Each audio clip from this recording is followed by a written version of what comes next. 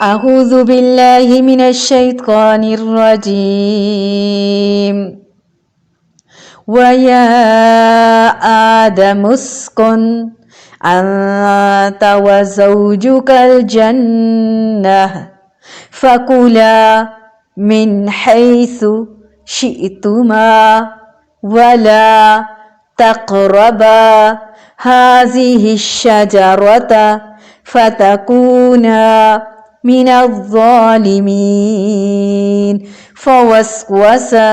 لهما الشيطان ليبدي لهما ما وري عنهما من سوآتهما وقال ما نهاكما ربكما عن هذه الشجرة إلا أن تكونا ملكين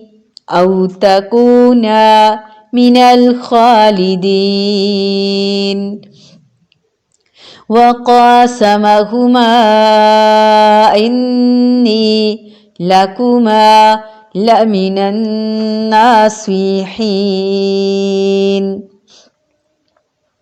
ويا آدم اسكن أنت وزوجك الجنة فكلا من حيث شئتما ولا تقربا هذه الشجرة فتكونا من الظالمين فوسوس لهما الشيطان ليبدي لهما ما وري عنهما من سوآتهما وقال ما نهاكما ربكما عن هذه الشجرة إلا أن تكونا ملكين أو تكونا من الخالدين وقاسمهما إني لكما لمن الناصحين ويا آدم اور اے آدم اسکن رہو انت تم وزوجکا اور بیوی تمہاری الجنت جنت میں فکولا پس دونوں کھاؤ من حیث جہاں سے شئتما چاہو تم دونوں ولا اور نہ تقربا تم دونوں قریب جانا حاضی الشجرۃ اس درخت کے فتکونا ورنہ تم دونوں ہو جاؤ گے من الظالمین ظالموں میں سے فوسوسا پس وسوسہ ڈالا لہما ان دونوں کے لیے الشیطان شیطان نے لیبدیا تاکہ وہ ظاہر کر دے لہما ان دونوں کے لیے ما وریا جو چھپائی گئی تھی انہما ان دونوں سے من سوآتہما شرمگاہیں ان دونوں کی وقال اور کہا ما نہیں نہاکما روکا تم دونوں کو ربکما تمہارے رب نے ان ہذہ الشجرۃ اس درخت سے الا مگر ان یہ کہ تکونا تم دونوں ہو جاؤ ملکینی دو فرشتے او یا تکونا تم دونوں ہو جاؤ من الخالدین ہمیشہ رہنے والوں میں سے اور ہم نے حکم دیا کہ اے آدم علیہ السلام تم اور تمہاری بیوی جنت میں رہو پھر جس جگہ سے چاہو دونوں کھاؤ اور اس درخت کے پاس مت جانا ورنہ تم دونوں ظالموں میں سے ہو جاؤ گے۔ پھر شیطان نے ان دونوں کے دلوں میں وسوسہ ڈالا تاکہ ان کی شرمگاہیں جو ایک دوسرے سے پوشیدہ تھیں دونوں کے روبرو بے پردہ کر دے، اور کہنے لگا کہ تمہارے رب نے تم دونوں کو اس درخت سے اور کسی سبب سے منع نہیں فرمایا مگر محض اس وجہ سے کہ تم دونوں کہیں فرشتے ہو جاؤ یا کہیں ہمیشہ زندہ رہنے والوں میں سے ہو جاؤ۔ اور ان دونوں کے روبرو قسم کھا لی کہ یقین مانیے میں تم دونوں کا خیر خواہ ہوں۔ اب ایک درخت کو چھوڑ کر جہاں سے چاہو کھاؤ پیو، ایک درخت کا پھل کھانے کی پابندی ان کے لیے آزمائش بن گئی۔ وسوستن اور وسواسن، زلزلتن زلزال ان کے وزن پر، پست آواز اور نفس کی بات۔ شیطان دل میں جو بری باتیں ڈالتا ہے اس کو وسوسہ کہا جاتا ہے، یعنی شیطان کا مقصد اس بہکاوے سے حضرت آدم اور حوا علیہم السلام کو اس لباس جنت سے محروم کر کے انہیں شرمندہ کرنا تھا جو انہیں جنت میں پہننے کے لیے دیا گیا تھا۔ سوءتن، شرمگاہ،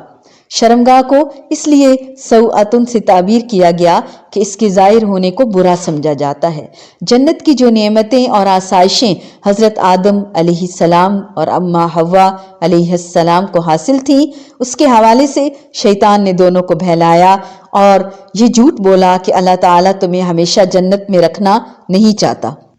اسی لیے اس درخت کا پھل کھانے سے منع فرمایا ہے، کیونکہ اس کی تاثیر ہی یہ ہے کہ جو اسے کھا لیتا ہے وہ فرشتہ بن جاتا ہے یا پھر دائمی زندگی اسے حاصل ہو جاتی ہے۔ پھر قسم کھا کر اپنا خیرخواہ ہونا بھی ظاہر کیا، جس سے حضرت آدم علیہ السلام اور اماں حوا متاثر ہو گئے، اس لیے کہ اللہ والے اللہ کے نام پر آسانی سے دھوکہ کھا جاتے ہیں اور معصوم تھے۔ جب بار بار اس نے بہکایا شیطان مردود نے تو اس کی باتوں میں آ گئے، اور کیا ہے کہ اوپر والی چیز سے نیچے چھوڑ دینا ہے، گویا شیطان ان کو اعلیٰ مرتبہ سے اتار کر ممنوع درخت والا پھل کھانے تک لے آیا، انہیں گناہ کی طرف ابھارا۔ یعنی ڈے 1 سے ہی شیطان مردود حضرت آدم علیہ السلام کے پیچھے پڑ گیا کہ اب اس نے ضد ڈال لی، حسد کرنے لگا، اور پہلے دن سے ہی اس نے یہ کام شروع کر دیا، اور پھر اس طرح ان کے پیچھے پڑا کہ جس چیز سے منع کیا گیا تھا اس سے روکنے کی کوئی ضرورت نہیں۔ یہ تو اس لیے منع کیا گیا ہے،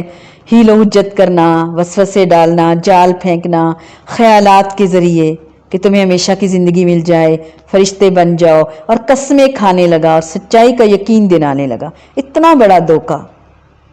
آدم علیہ السلام اس سے پہلے کبھی کسی سے واسطہ ہی نہیں پڑا تھا، اس طرح کی ہوشیاری شاید سیکھی نہیں تھی، کیونکہ بندہ جب دھوکے باز لوگوں سے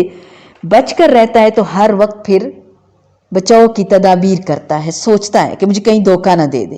یہ ان کا پہلا ٹیسٹ تھا، شیطان کے ساتھ ان کا پہلا انٹریکشن تھا، واسطہ تھا۔ شیطان کے ساتھ ان کا چکنی چپڑی باتوں میں وہ اتنا آگے نکل گیا کہ حضرت آدم علیہ السلام معصوم اور اس کی باتوں کو اس طرح سمجھ نہ سکے، یعنی اس کے جھوٹ کو سچ مان لیا۔ اب یہ ہے کہ لباس کا مقصد کیا ہے، اگلی آیات بھی اسی بارے میں ہے۔ تو ان دونوں کی جب شرمگاہیں ایک دوسرے پر واضح ہو گئیں تو اس کو ڈھانپنے کے لیے پھر لباس کی ضرورت پڑی۔ تو جسم کے قابل شرم حصوں کو ڈھانپنے کے لیے لباس ہوتا ہے۔ اب لباس اگر باریک ہے، اگر ٹائٹ ہے، اگر جگہ جگہ سے ظاہر ہو رہا ہے تو بہرحال لباس جو ہے وہ حفاظت بھی ہے، زینت کا سامان بھی ہے، گرمی سے بچاؤ بھی ہے، لیکن ہم نے یہ دیکھنا ہے کہ غیر مذہب لوگوں کی، غیر اقوام کی نکالی کر کے آج ہم اپنا ستر ڈھانپ رہے ہیں، لباس کی ضروریات کو پورا کر رہے ہیں، یا محض اسراف ہو رہا ہے، بے پردگی ہو رہی ہے، غرور اور تکبر ہو رہا ہے، ہم سے، ہمارے لباس سے صبغت اللہ، اللہ کا رنگ چھلکتا ہے، خدا خوفی ظاہر ہوتی ہے، اللہ کا حکم ہم مان رہے ہیں یا پھر اللہ تعالیٰ کا حکم ہم توڑ رہے ہیں، ہم کیا کر رہے ہیں؟ یہ ہم اپنے آپ سے پوچھیں گے، اور ہم ان کی تلاوت سنتے ہیں ان آیات کی، اور پھر مزید جانتے ہیں اگلی آیات میں۔ وَيَا آدَمُ اسْكُنْ أَنْتَ وَزَوْجُكَ الْجَنَّةَ فَكُلَا مِنْ حَيْثُ شِئْتُمَا وَلَا تَقْرَبَا هَٰذِهِ الشَّجَرَةَ فَتَكُونَا مِنَ الظَّالِمِينَ فوسوس لهما الشيطان ليبدي لهما ما وري عنهما من سوآتهما وقال ما